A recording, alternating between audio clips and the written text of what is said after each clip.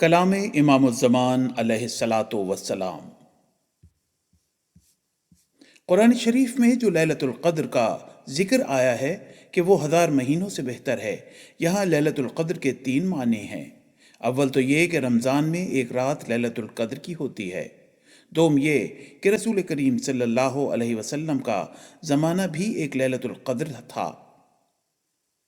یعنی سخت جہالت اور بے ایمانی کی تاریکی کے بعد وہ زمانہ آیا جب کہ ملائکہ کا نزول ہوا، کیونکہ نبی دنیا میں اکیلا نہیں آتا بلکہ وہ بادشاہ ہوتا ہے اور اس کے ساتھ لاکھوں کروڑوں ملائکہ کا لشکر ہوتا ہے، جو ملائکہ اپنے اپنے کام میں لگ جاتے ہیں اور لوگوں کے دلوں کو نیکی کی طرف کھینچتے ہیں۔ سوم لیلۃ القدر انسان کے لیے اس کا وقت اصفا ہے۔ حوالہ ملفوظات جلد نمبر 2۔ یہ بات یاد رکھنے کے لائق ہے کہ ہر نبی کے نزول کے وقت ایک لیلۃ القدر ہوتی ہے، جس میں وہ نبی اور وہ کتاب جو اس کو دی گئی ہے آسمان سے نازل ہوتی ہے اور فرشتے آسمان سے اترتے ہیں، لیکن سب سے بڑی لیلۃ القدر وہ ہے جو ہمارے نبی صلی اللہ علیہ وسلم کو عطا کی گئی ہے۔ در حقیقت اس لیلۃ القدر کا دامن حضرت صلی اللہ علیہ وسلم کے زمانے سے قیامت تک پھیلا ہوا ہے، اور جو کچھ انسانوں میں دلی اور دماغی قوا کی جنبش حضرت صلی اللہ علیہ وسلم کے زمانے سے آج تک ہو رہی ہے، وہ لیلۃ القدر کی تاثیریں ہیں۔ صرف اتنا فرق ہے کہ سعیدوں کے عقلی قوا میں کامل اور مستقیم طور پر وہ جنبش ہوتی ہے، اور اشقیاء کے عقلی قوا ایک کج اور غیر مستقیم طور سے جنبش میں آتے ہیں۔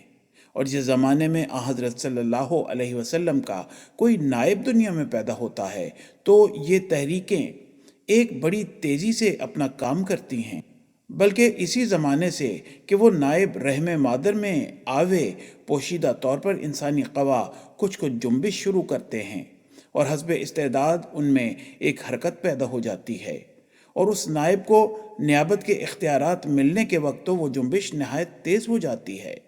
بس نائب رسول صلی اللہ علیہ وسلم کے نزول کے وقت جو لیلۃ القدر مقرر کی گئی ہے، وہ در حقیقت اس لیلۃ القدر کی ایک شاخ ہے، یا یوں کہو کہ اس کا ایک ذل ہے جو حضرت صلی اللہ علیہ وسلم کو ملی ہے۔ خدا تعالیٰ نے اس لیلۃ القدر کی نہایت درجے کی شان بلند کی ہے، جیسا کہ اس کے حق میں یہ آیت کریمہ ہے، فیہا یفرق کل امر حکیم، سورہ الدخان آیت نمبر 5، یعنی اس لیلۃ القدر کے زمانے میں جو قیامت تک ممتد ہے، ہر ایک حکمت اور معرفت کی باتیں دنیا میں شائع کر دی جائیں گی، اور انواع و اقسام کے علوم غیبیہ و فنون نادرہ و صناعات عجیبہ صفحہ عالم پر پھیلا دیے جائیں گے۔ حوالہ روحانی خزائن جلد نمبر 3۔